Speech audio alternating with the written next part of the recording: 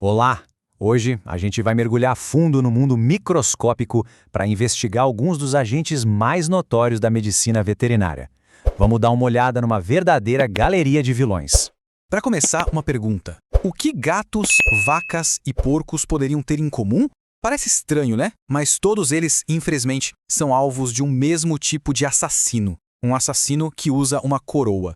Nosso primeiro grupo de suspeitos é famoso por uma característica bem específica: a resistência. Eles são pequenos, mas extremamente robustos, feitos para sobreviver nos ambientes mais difíceis que se possa imaginar. E aqui a gente vê mais de perto a família Picornaviridae. Repara só na estrutura deles. É bem simples, quase geométrica. A chave aqui é que eles são vírus não envelopados. E essa característica é, na verdade, a armadura deles. É o grande segredo por trás dessa resistência toda.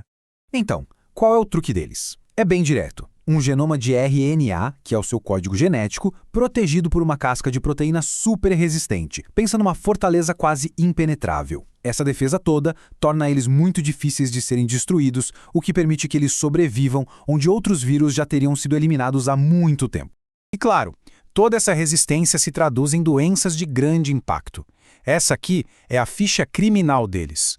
O nome mais famoso dessa lista, sem dúvida, é o aftovírus.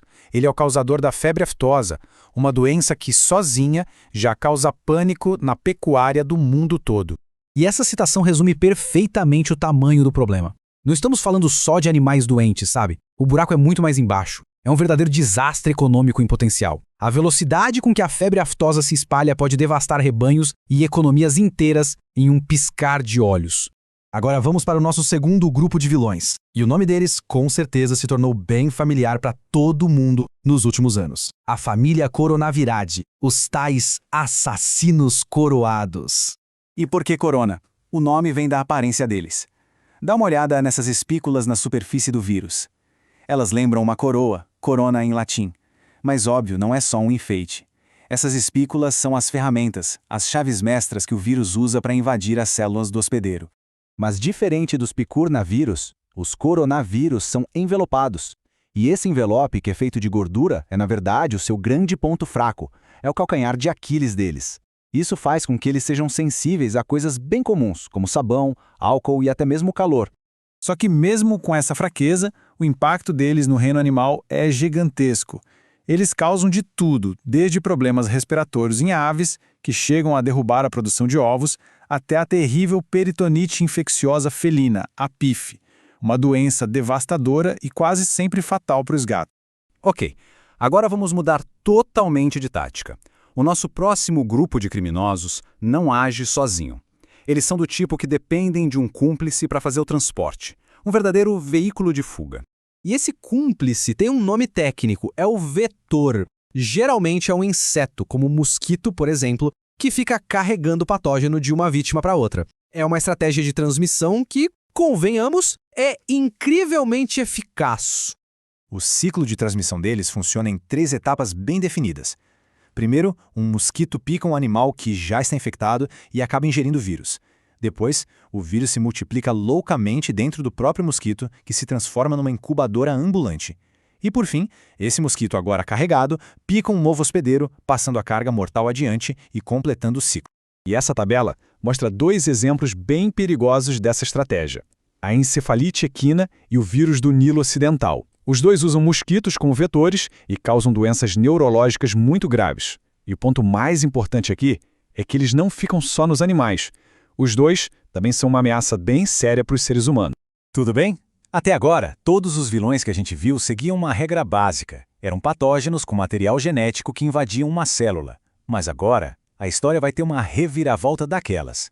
É hora de conhecer um agente que simplesmente quebra todas as regras do jogo. Já pensou nisso? E se o assassino não tivesse nenhum material genético, nenhum DNA, nenhum RNA para dar as ordens? Como isso seria possível? Isso desafia a base de tudo que a gente conhece sobre biologia. Parece coisa de ficção científica, mas é assustadoramente real. A diferença fundamental está aqui.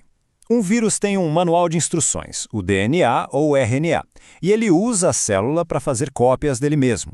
Já o prion, o prion não tem manual. Ele é só uma proteína com a dobra errada, que age como um molde do mal, forçando outras proteínas normais a se dobrarem do jeito errado também. Olha só, tudo começa com essa proteína aqui, a PRPC. Ela existe normalmente nas nossas células, principalmente nos neurônios, e é totalmente inofensiva. É, digamos, o nosso cidadão de bem. Mas aí entra em cena o impostor, a proteína prion, ou PRPS. Ela tem a mesma composição química da normal, mas está dobrada de um jeito todo errado. E quando essa proteína defeituosa encontra uma proteína normal, ela a corrompe, induzindo a normal a adotar a sua forma incorreta. O resultado disso, um efeito dominó catastrófico. Uma proteína converte a outra, que converte a próxima, numa reação em cadeia sem fim. Essas proteínas defeituosas começam a se agregar formando placas que literalmente destroem o tecido do cérebro. E isso leva a doenças neurodegenerativas que são sempre fatais. A ficha criminal dos prions inclui nomes que dão até arrepio. A famosa doença da vaca louca em bovinos, o scrape em ovelhas e cabras. Todas essas doenças são progressivas, incuráveis e invariavelmente fatais. Não tem escapatória. Então, passamos por sequestradores superresistentes, por assassinos coroados, por cargas mortais com seus cúmplices e, por fim, por esses impressionantes impostores de proteína. Fica a pergunta no ar. Que outras estratégias e agentes tão surpreendentes ainda existem por aí, esperando para serem descobertos nesse universo invisível?